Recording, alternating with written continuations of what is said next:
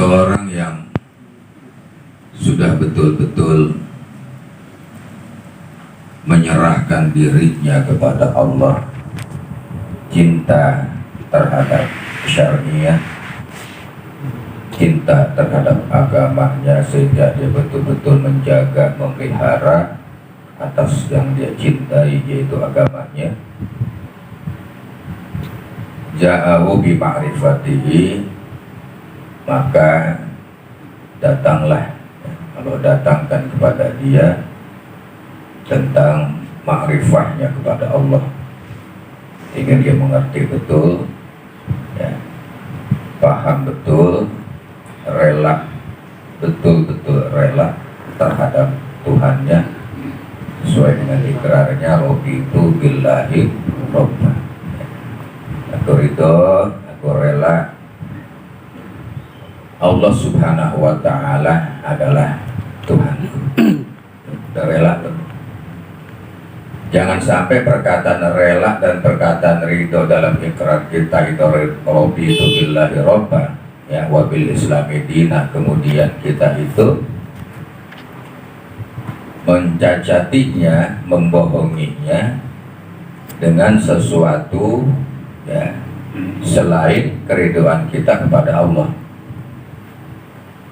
Nah, kalau kita, ya, ada cacat di dalam ridhonya kita kepada Allah, relanya kita terhadap Allah itu tentang apa yang Allah perbuat, ya, tentang apa yang Allah tuangkan kepada diri kita ataupun kepada keluarga kita, ini menunjukkan dan bertanda bahwa keriduan kita terhadap Allah dan relanya kita terhadap Allah itu baru sekedar lisan saja, belum sampai ke dalam hati, ya. Orang kalau sudah sampai ke dalam hati itu sudah sangat dahsyat sekali tentang keriduannya, ya. Sampai orang yang keriduannya kepada Allah itu sampai di dalam hatinya, maka Allah menjadi ridho kepada dia itu, ya. Radhiyallahu anhum wa radu anhu, dzalika liman khasyya rabbah, ya. Mereka itu ridho kepada Allah sampai Allah pun ridho kepada mereka, kepada Allah, kepada mereka, ya. Mereka ridho kepada Allah, Allah ridho kepada mereka. Dzalika liman khasyya rabbah, ya.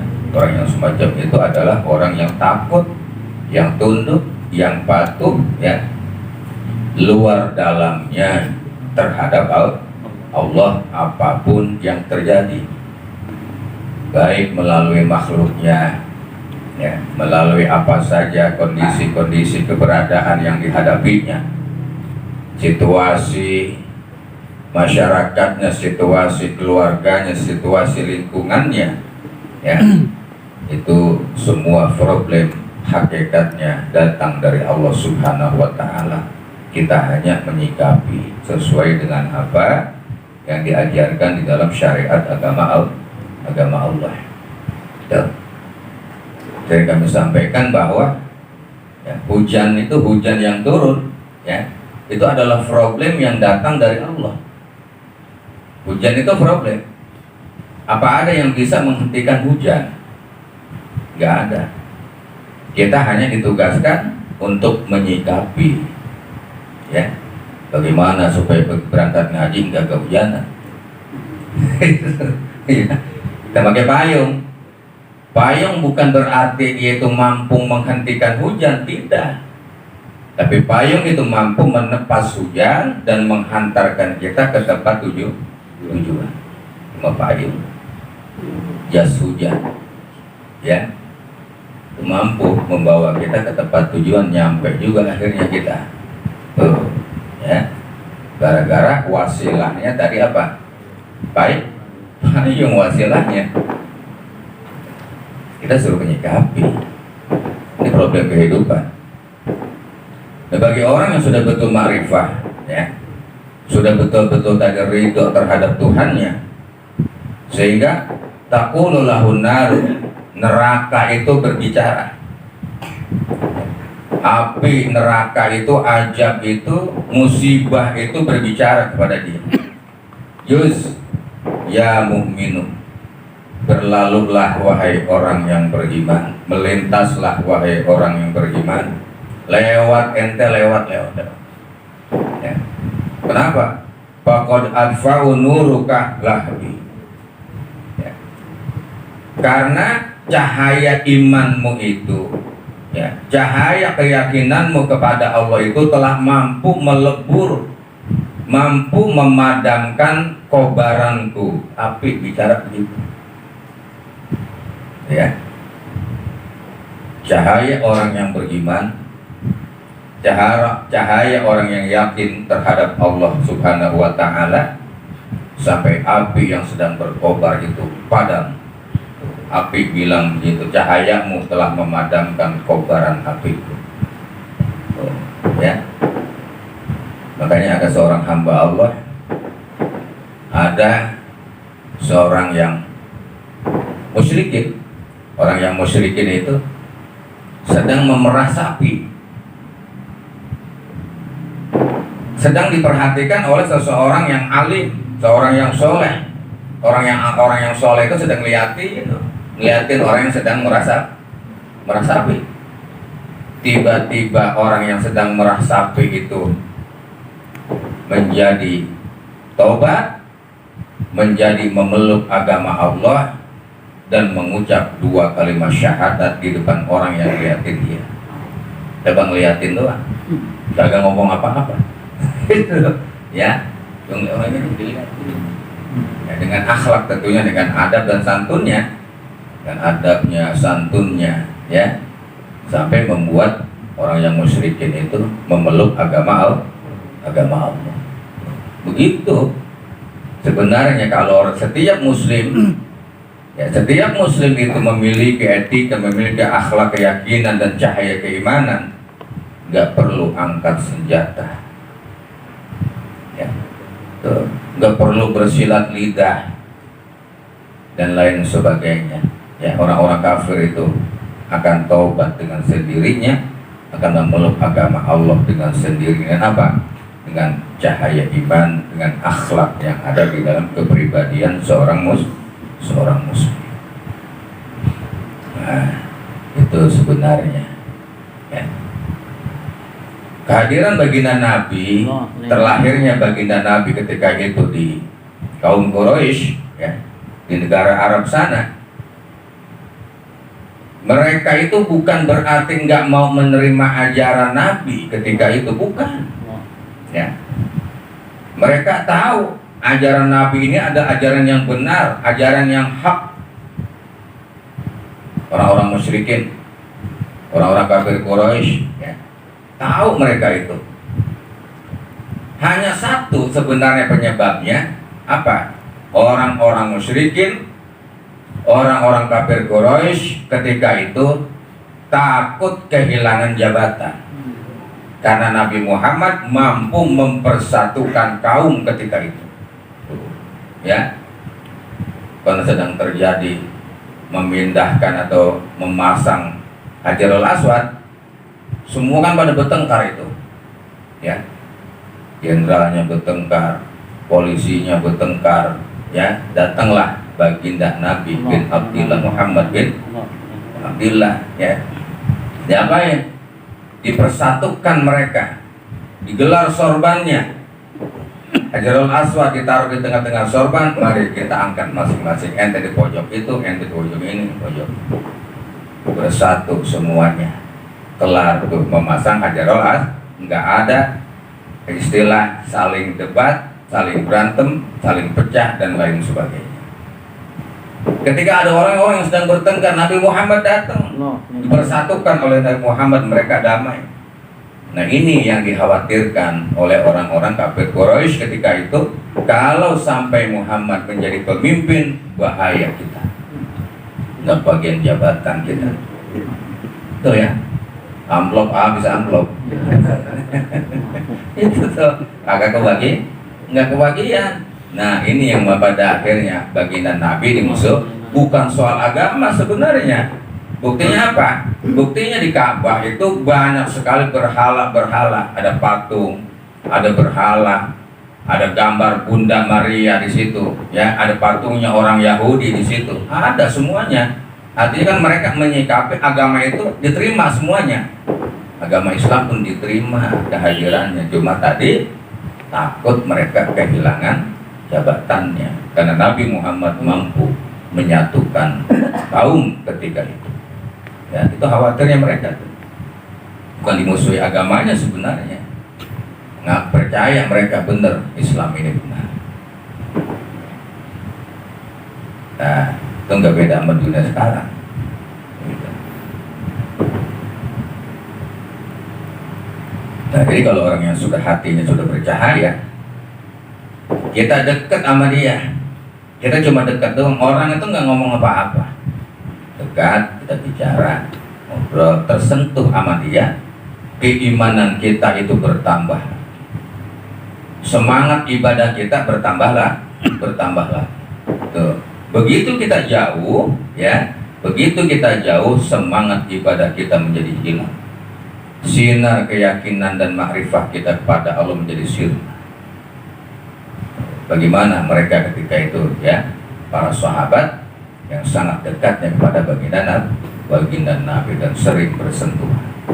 Itu, ya, kita masya Allah, teman kita banyak, gitu-gitu aja rasanya, ya, kagak menambah daya keyakinan kita kepada Allah, tidak merubah karakter kita, yang merubah karakter yang buruk kita menjadi karakter yang baik. Tetap aja begitu. Nah, makanya dari sininya, apabila kuatnya iman seseorang wa tasala bi qurbil haqqi azza wa jalla, apabila telah kuat iman seseorang dan batinnya telah nyambung dia itu bi qurbil haqqi, ya, dengan dekatnya pendekatan diri kepada yang maha hak, pada yang maha gagah dan perkasa, yaitu Allah Subhanahu wa taala, batinnya sudah dekat. Itu kadang-kadang sering dialami juga oleh saudara-saudara, ya, perasaan batin itu dekatnya kepada Allah, ya, suka batin itu memanggil-manggil Allah. Terkadang batin itu suka berzikir dengan sendirinya, ya. Terkadang ada arahan batin ini, arahan kolbu itu untuk melakukan suatu kebaikan, ya, ini batin nih. Batin bicara, batin ada keinginan untuk melakukan suatu kebaikan. Itu karena batin kita digerakkan oleh Allah, karena cahaya Allah datang pada saat itu. Tuh, mau bangun malam, dibangunkan, kita dibangunkan, mendusin kita itu, ya, ada keinginan mau wudhu, itu karena cahaya Allah datang, digerakkan hati kita oleh Allah.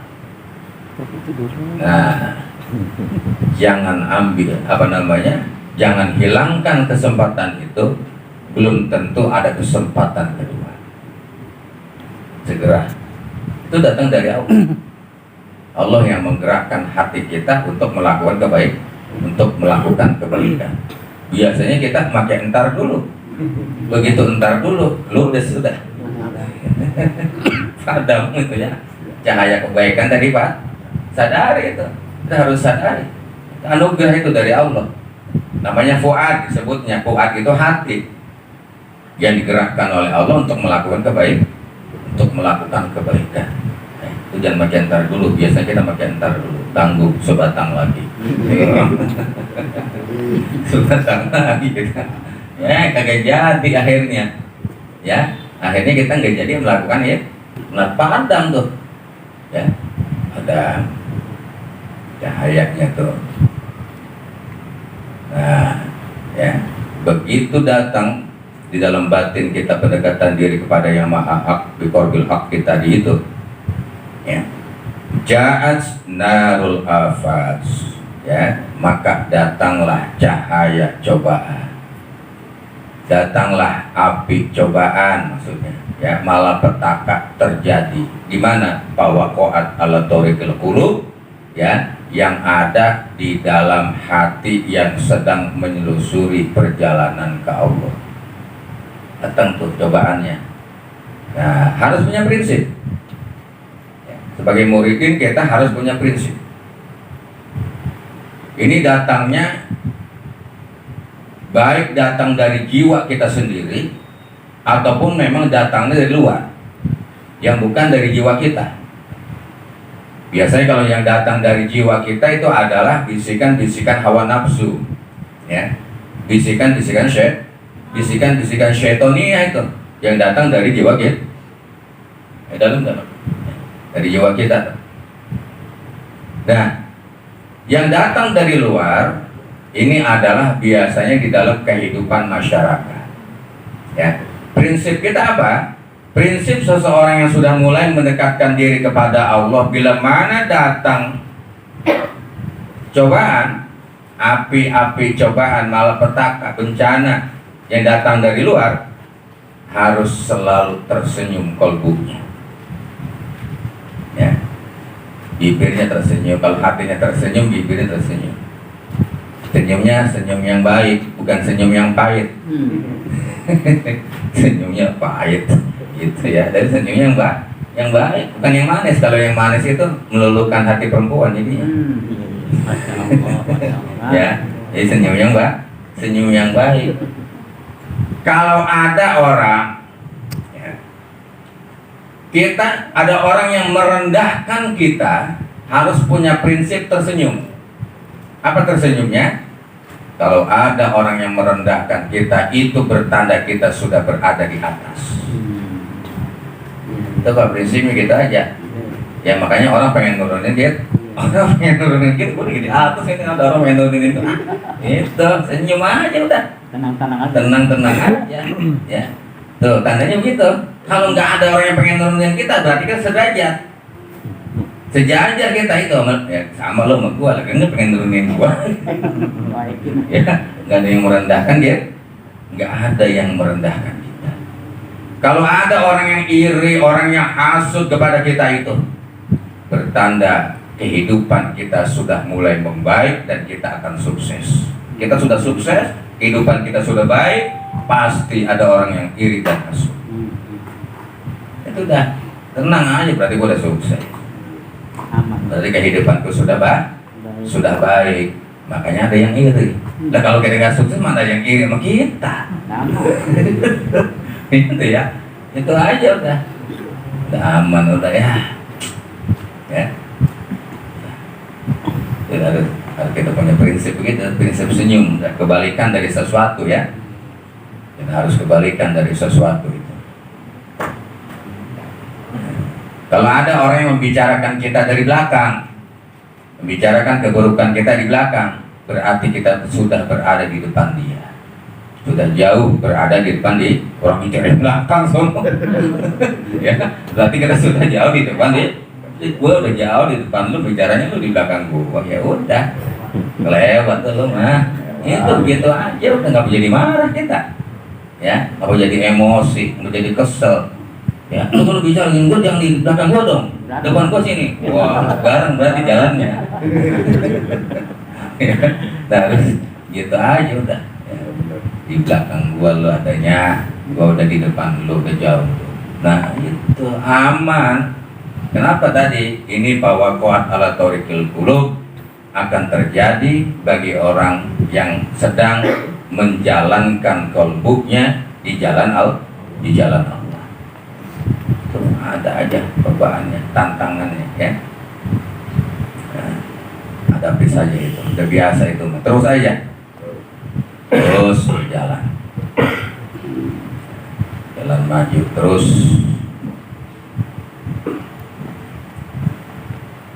Ya jangan sampai mundur ya, kalau udah mundur bahaya akhirnya itu. Karena gitu, kalau sholat wudunya udah ditinggalin, udah ribet udah. Ya.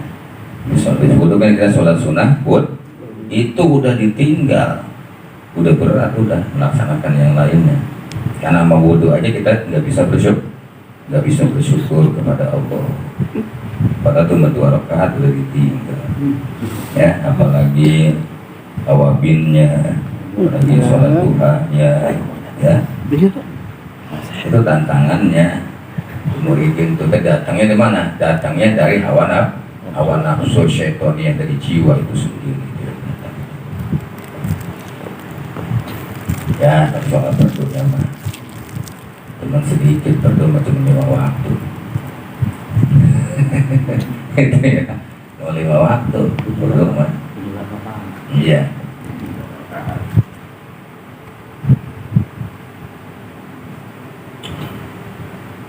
Sholat wudunya, ya, atau sholat sunnah wudu 2 rakaat lillahi ta'ala itu. Kalau udah bisa gitu, setan semakin kesel sama kita. Ya, wah kata kayak gitu kata dia. Ya, tadi gue bilangin jangan wudu, kayak pakai wudu dulu. Gue bilangin udah dah, jangan pakai sholat. Wudu doang udah. Pakai sholat wudu dulu. Begitu. Ya, kalau setan harus kita bikin begitu tuh, bikin kesel. Ntar dia nurut sama kita. Gue kalah dan melumah. Itu niat juga, ya. Kita deketin aja dia kabur udah.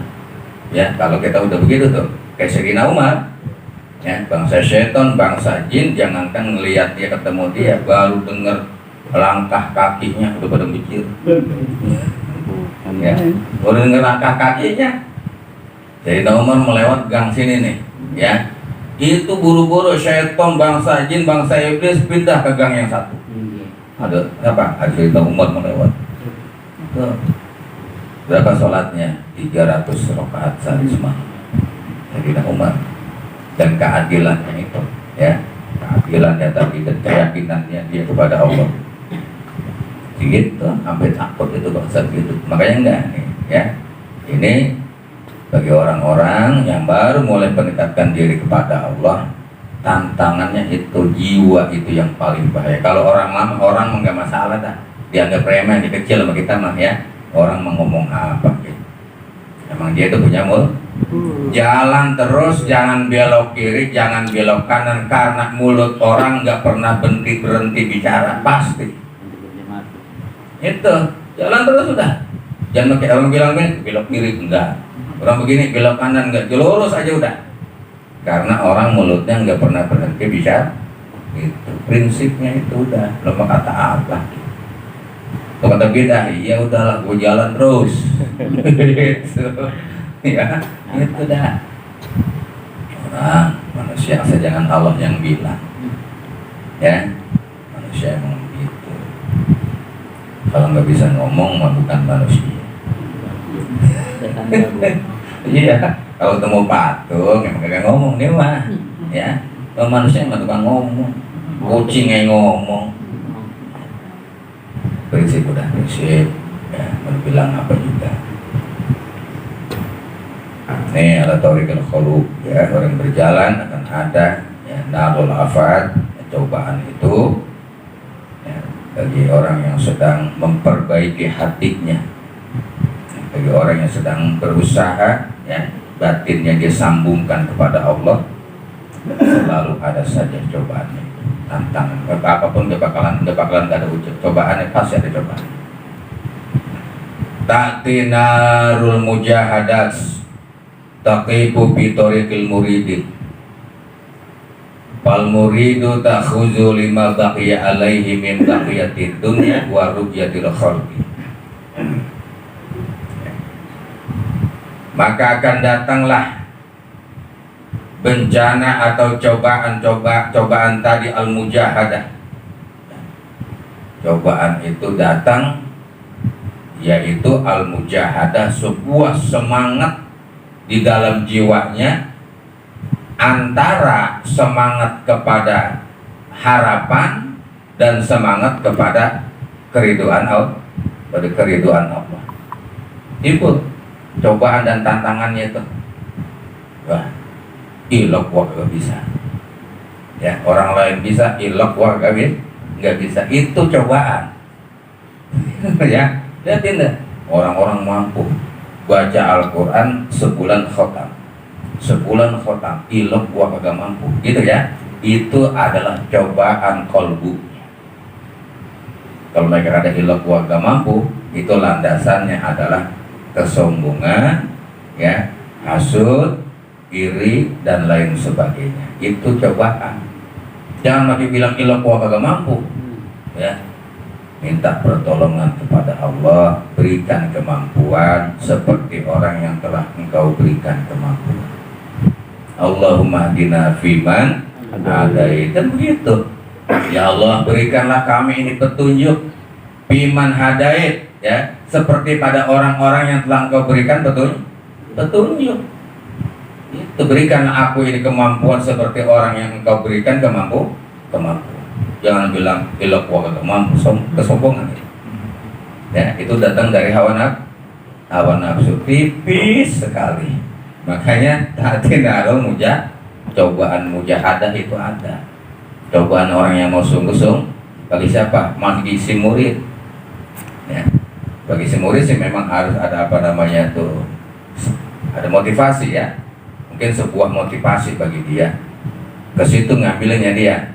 Ya, bilang gua agak bisa. Gitu. Ya, coba-coba dah. Itu begitu dia coba-coba pantas berat banget ya. Nah, itu akhirnya jadi begitu tuh. Ya, pantas berat banget dah. Illa alal khosyin, kecuali yang ringan itu dirasakan oleh orang yang khusyuk hatinya kepada Allah. Ada orang yang sudah khusyuk hatinya, ibadahnya ringan, enggak berat. Ya, pas sholat tasbih 4 rakaat ringan itu. Berapa? Alal khosyin, bagi orang yang hatinya sudah khusyuk kepada Allah. Nama yang belum berat itu, masya Allah. Saya sholat wudhu aja berat. Ya kekuatan manggul berat sekarang. Sholat 2 rakaat.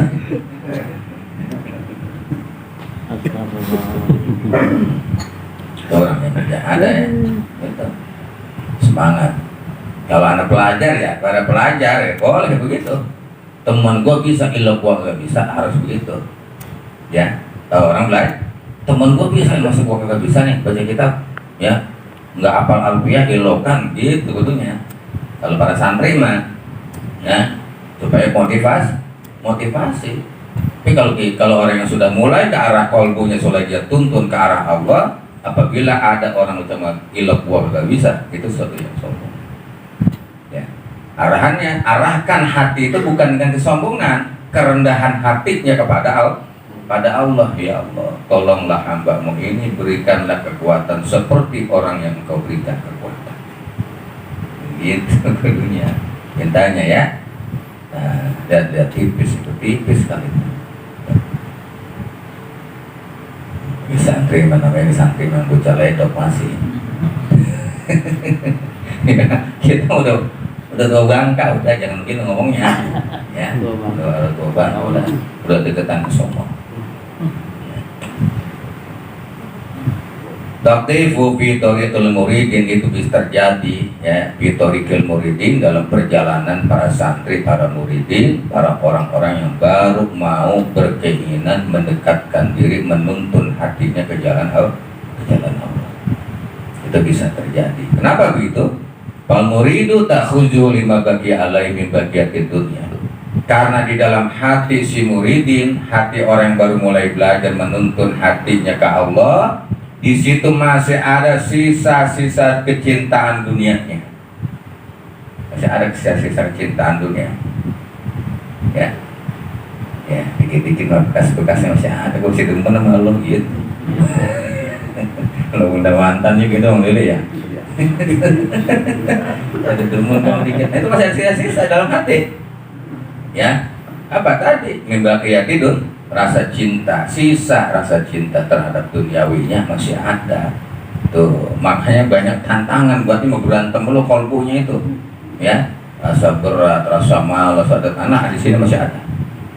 Ya, dia belum menyerahkan segala seluruhnya kepada rajanya, ya kepada Allah Subhanahu wa ta'ala. Masih ada rasa cinta, belum lepas, ya, belum lepas. Nah, nanti tuh kalau sudah salikin, karena 3, ada muridin, ada salikin, ada arifin. Ya, kalau muridin tuh ya kayak kita tadi tuh, masih banyak, bukan sedikit, banyak masih di dalam hatinya kecintaan ada duniawinya. Contohnya apa ya? Kalau HP-nya ketinggalan, buru-buru balik. Buru-buru balik itu. Ya, dompetnya ketinggalan, buru-buru balik. Kalau tasbihnya ketinggalan, maka agak gampang dah. Gampang dah. biarin tasbih beli lagi. Padahal tasbih yang dia sudah bacakan dengan kalimat-kalimat thayyibah itu ya, itu yang akan sampai ke hadirat Allah Subhanahu wa taala. Ya tasbih ini dibacakan digunakan nih. Allah ya. Terus la ilaha illallah, istighfarnya, sholawatnya dan lain sebagainya ya. Ini yang akan sampai menjadi saksi di hadapan Allah Subhanahu wa taala. Tuh. Ya.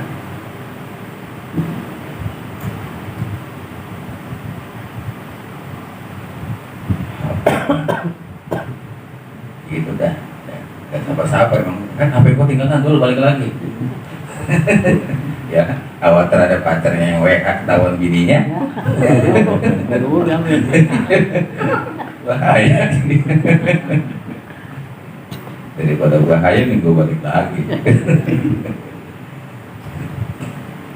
Nah, masih ada tuh ya, sisa-sisanya si Muridin tadi. Makanya banyak sekali cobaan-cobaan bencana dalam hati dia itu.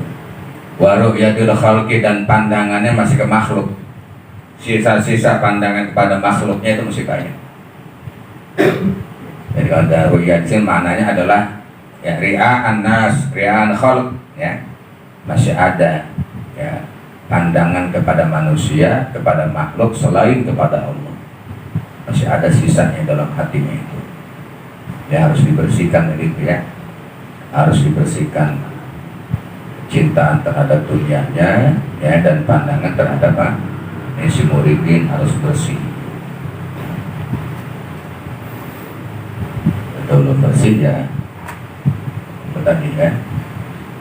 Nah, api belum padam, api bencana itu belum padam. Contoh Nabi Ibrahim ya, api itu menjadi sejuk. Kenapa? Karena keimanan dan keyakinannya telah bercahaya. Ya. Tapi Allah yang bilang, maaf hai api, kuni bardan wa salaman ala Ibrahim. Wahai api, ya, dinginlah kamu, selamatkanlah ya Ibrahim kekasihku. Allah yang bilang. Api kan makhluk tuh. Ya, nanti Allah yang bilangin. Bencana itu makhluk, apapun selain Allah makhluk. Bencana, cobaan itu makhluk. Allah yang bilangin, hai bencana, jangan lu deketin tuh hamba, minggir lu. Gitu. Ya. Hai penyakit, jangan lu deketin tuh hamba lu, minggir lu. No, sama orang ono aja Pak. Gitu. Ya, yang ledek mulu sama gua gitu. Nah, itu kalau imannya sudah bercahaya, imannya sudah bercahaya. Artinya bagaimana? Sekalipun seorang yang beriman dan bertakwa kepada Allah, ya, kemudian Allah dan dia sakit, dia dapat bencana dan lain sebagainya, dapat cobaan, itu karena kasih sayang Allah kepada dia dan dianggap nikmat oleh dia itu tentang apa yang diberikan oleh Allah. Nikmat aja udah. Oh ya, bukan bencana ini mah ya. Allah seneng malahan ini begini. Itu dia mah ya. Buat jadi semakin dekat kepada Allah, semakin dekat kepada Allah, bukan semakin jauh. Dengan ada jawaban kenapa? Imannya sudah bercahaya. Bukan semakin jauh, bukan semakin kabur, ya. Malah hatinya itu semakin memuji kepada Allah, Nah, itu ada sisa terisi Muridin yang harus dihilangkan di dalam hati ya. Kecintaan bukan nggak boleh, mana bukan nggak boleh kita punya harta, boleh silahkan diperintahkan. Tapi kecintaan itu ya, kecintaan di dalam hati terhadap materi kita itu yang membahayakan, yang akan menimbulkan hal-hal yang lain, penyakit-penyakit hati yang lain, penyakit-penyakit hati yang lain. Wa kamilul iman daqulu lahu, ya, orang yang sudah sempurna keimanannya nih, di santri si Muridin udah mulai sempurna keimanannya, ya, dikatakan kepada dia, ya, juz ya mukminu faqad adfa'u nuruka lahabi, ya, fala yadurruhum fid dunya syihamun taqa'u fi jidalil qal'ah. Nah, bencana-bencana yang akan terjadi, bencana-bencana yang sedang ada di hadapan dia itu, bagi si muridin yang sudah mulai sempurna keimanannya, keyakinannya kepada Allah, maka bencana itu bicara, ya mukmin, lewat ente, lewat ya, aku nggak mau dekat sama ente, aku segan sama ente, ya, aku malu sama ente. Itu bencana ngomong gitu tuh, malah petaka. Kenapa? Cahaya keimanan kamu itu telah memadamkan aku, telah mencegah aku, telah melarang aku, ya, sehingga aku nggak bisa berbuat apa-apa. Itu untuk di dunianya. Di dunianya aja begitu. Nanti di alam kubur, cahaya keimanan itu akan memadamkan kedua malaikat yang ada di dalam doa. Wah, marahnya malaikat itu padam. Begitu nyampe dilihat cahaya keimanan, dua malaikat malu, ya, untuk bertanya kepada orang itu. Ini kemana lo udah, ya, nggak ditanya man rabbuka, enggak. Kenapa? Karena begitu ditanya man rabbuka, jawabnya dia bukan Allah wa Rabbi.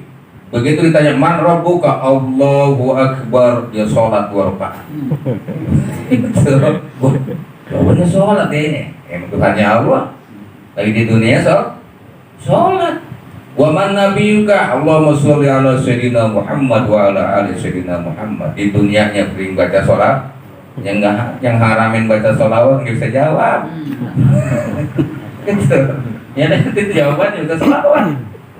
Asyhadu an la ilaha illallah wa asyhadu anna Muhammadar Rasulullah. Allahumma sholli ala sayyidina Muhammad wa ala ali sayyidina Muhammad. Jawabnya begitu.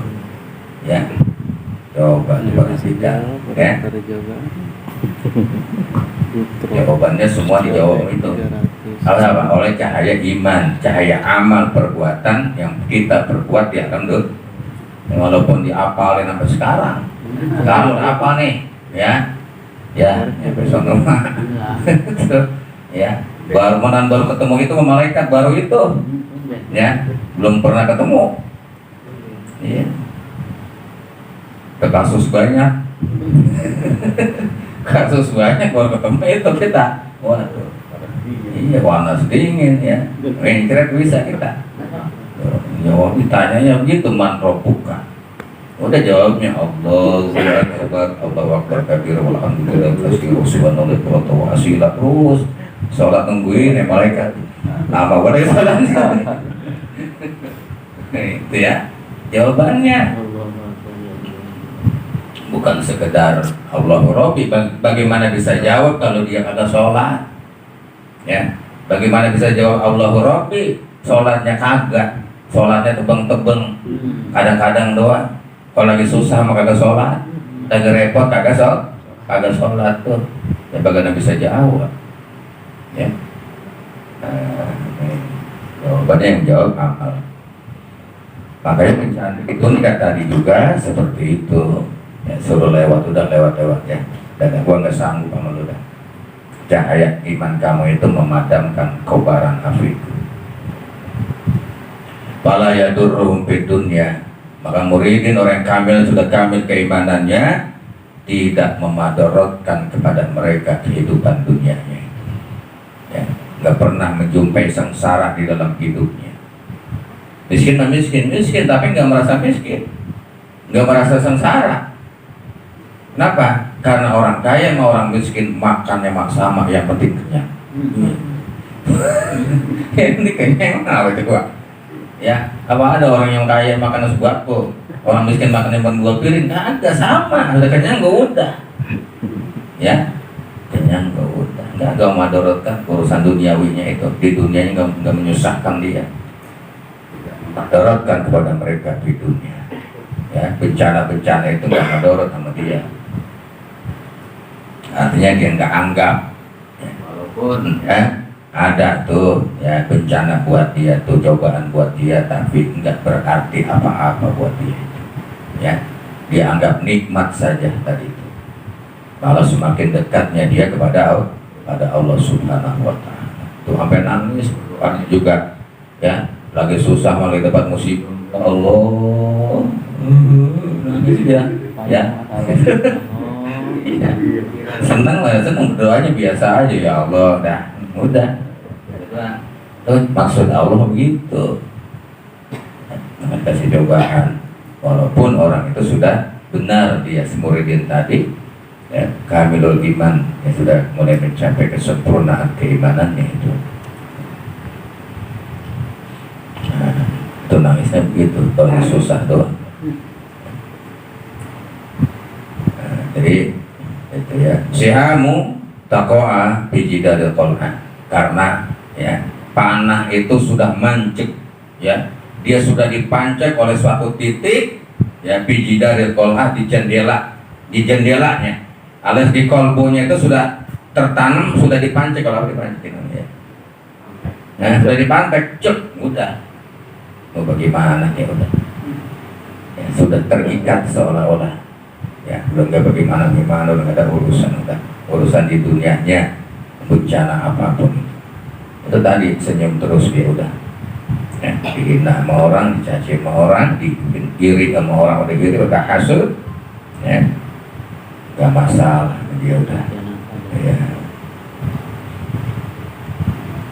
I'malu amalan la yadurrukum narud dunya wal akhirah.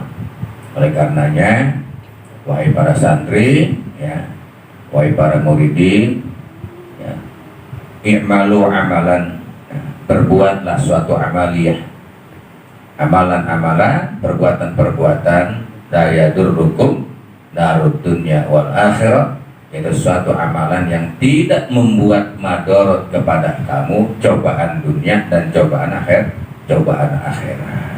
Tuh, ya, apa amalnya?